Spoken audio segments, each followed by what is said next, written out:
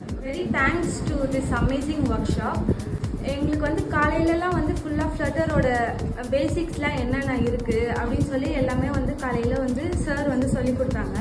அதில் வந்து எங்களுக்கு ஏற்கனவே ஃப்ளட்டர் அப்படின்னா பேர் மட்டும்தான் தெரியுமே தவிர அதோட வேலை என்ன, அது என்ன நான் பண்ணும் அப்படின்றதெல்லாம் வந்து நாங்கள் இன்றைக்கி தான் வந்து ஸ்டார்ட் பண்ணியிருக்கோம். எங்களோட லேர்னிங்கோட ஜேர்னிக்காக சார் வந்து எங்களுக்காக ஒரு பேஸ் வந்து கிரியேட் பண்ணி கொடுத்தாங்க.